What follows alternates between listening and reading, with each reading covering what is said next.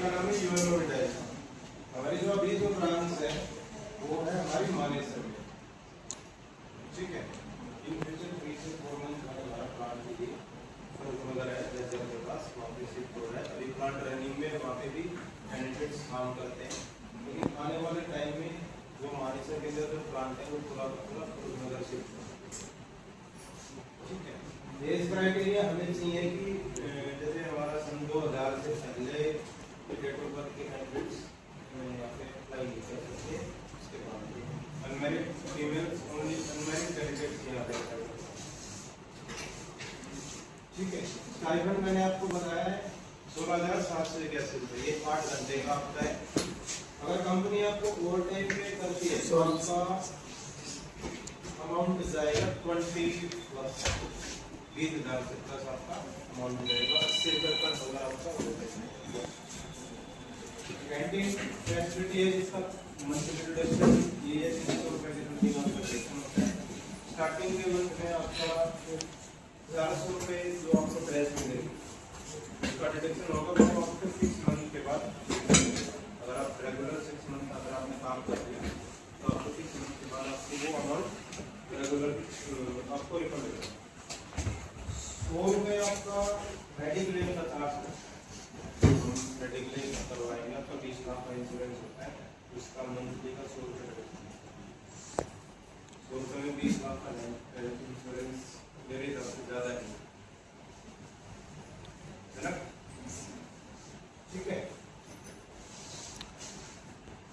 1 साल के बाद अगर आप अच्छी परफॉर्मेंस दिखाते हो, अच्छा काम आपकी अटेंडेंस अच्छी रहती है तो 1 साल के बाद कंपनी अपने पेरोल पे करेगी, आपको कंपनी की ड्रेस करेगी, क्योंकि कंपनी का टारगेट है हर मंथ कम से कम 50 कैंडिडेट्स कंपनी अपने पेरोल पे करती है।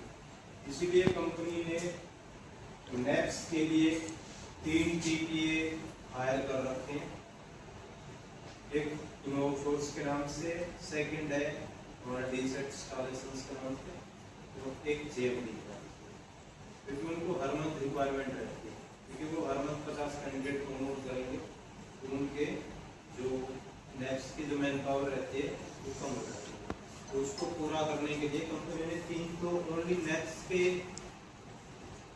टीटीए हायर कर रखे हैं। इसके अलावा जो कॉन्ट्रैक्टर होता है जिसमें पीएफईए का इजी रिडक्शन होता है वो अलग, इसमें 4 से 5 पीएफईए आपका पीएफईए का इसी रिडक्शन नहीं होगा 1 साल तक, उसके बाद आपका पीएफईए का रिडक्शन।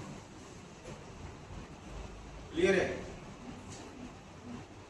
किसी को कुछ पूछना है तो अभी आप पूछ सकते हो। 2 पॉइंट और बता रहा हूँ आपको।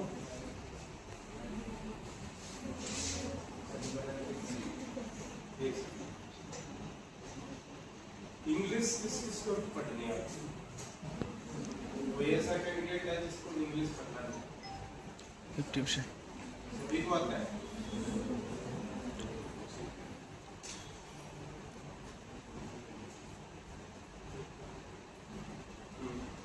अब आप मेरे को ये बताइए कि ट्रेड आपकी कौन कौन सी है? सभी स्टैंड हो गए। इलेक्ट्रीशियन से कौन कौन है? फीमेल।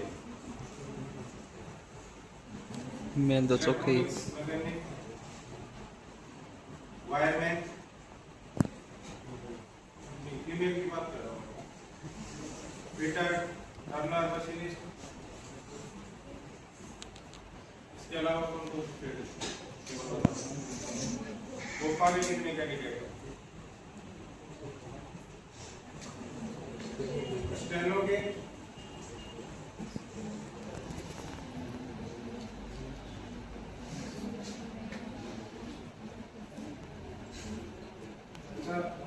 हाइट देखो हमें चाहिए होती है मिनिमम 5 फीट के बराबर, 4.5 से 5 फीट, क्योंकि हमारी जो लाइन होती है कंपनी का काफी पार्ट असेंबल होते हैं, उसमें क्या होता है कि कई बार लड़कियां छोटी हाइट की आ जाती है तो वहाँ पे पहुँच नहीं पाती, ठीक है। तो मेरा तो यही है कि आपकी हाइट के 4.5 से 5 फीट के अराउंड पड़ता है इंग्लिश आपको पानी से, ठीक है। हमारा बैच आपका कंपनी के अंदर भी 2 बार आपका इंटरव्यू होगा। जैसे इंग्लिश आपको पढ़नी आनी चाहिए, मेन चीज ये।